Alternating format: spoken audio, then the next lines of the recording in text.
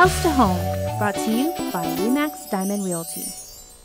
Welcome to House to Home, everybody. Jason Salas here. And in our previous episode, I was talking with my good buddies Gina and Liz from RE/MAX Diamond Realty Guam about zoning. Fascinating topic. Go back on our YouTube channel and check out part 1 because we were talking about part 2 today. And Gina, you were educating me as well as our viewers about how I could basically take my house and then turn it into a farm, or take a farm and put a house on it and everything like that.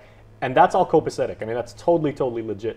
But how about if I have like a big piece of property and maybe I wanted to subdivide different areas and I want to have one part for residential and I wanted to take part of my property and use that to put up an apartment building and then another one where I want to raise pigs?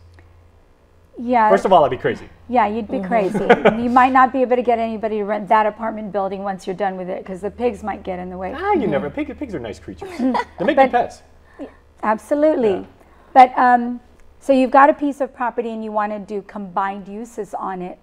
That's a little bit more complicated because now you're talking about a development, are you not? You're trying to develop it into different areas. And so now you're getting Guam Land Use Commission involved, you're getting the surveyors involved. But what about just for the mom and pop, like, you know, moms here, who just want to take their piece of property and we want to cut it up, pass it to our children. The zoning regulations impact that as well. Can you take one residential or R1 or R2, right? One, say like I've got a two acre property. Can I make that a collection of 8 different R2 properties and set those for my kids? So now in subdividing the property, we always recommend that you sit down with a surveyor. That's what we do. You come to us, we sit you down with the surveyor and we go through, number 1, what is the zoning? Number 2, where are you located? Number 3, is sewer available? I actually have run into properties that are already, we talk about R1, R2. What does that mean? Those are residential use. 1 is single family dwelling, R1. And R2 is the multiple. Yeah, that's multiple use. So you could do apartments. Well, I've got a customer who has a R2 piece of property, so that's multiple family dwelling use. So you could do an apartment, but he doesn't have any sewer in the area.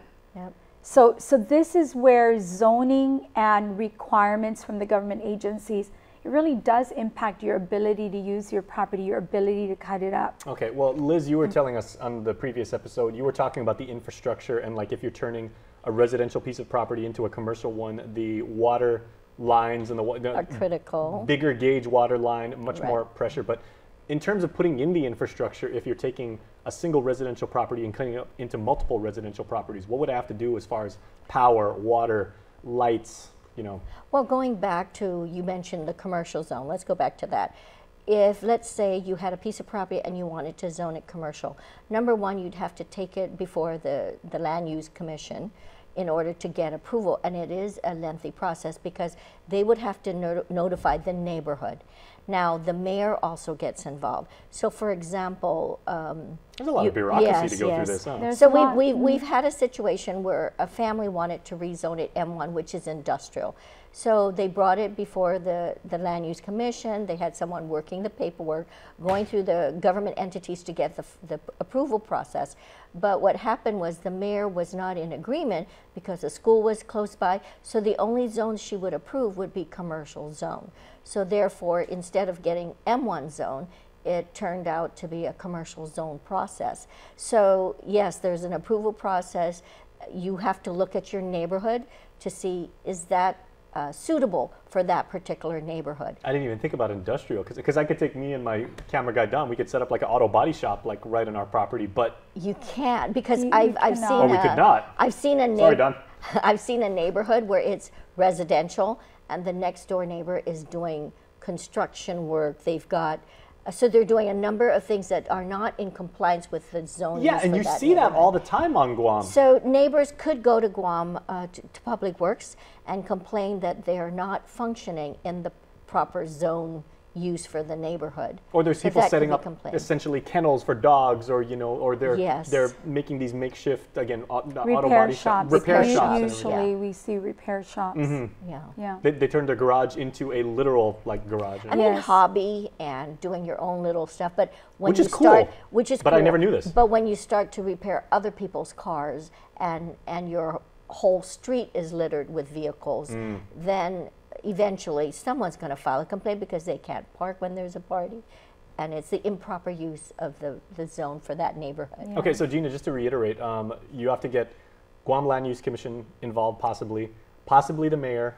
Your neighbors have to be made aware of everything you're attempting to do. rezoning, Within yes. 500 feet Okay. of the property you're trying to change the zone for. Okay, in terms of timeline, what are we looking at? Like if I say I've got this idea for a project, I'm going to subdivide my land for my kids.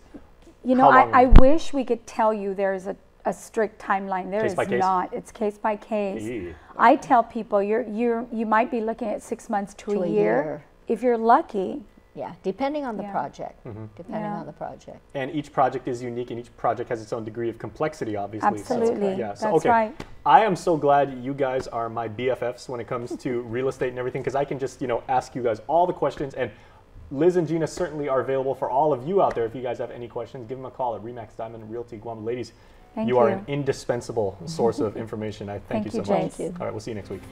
And we'll see you on the flip side of this break. Give them a call. They're awesome.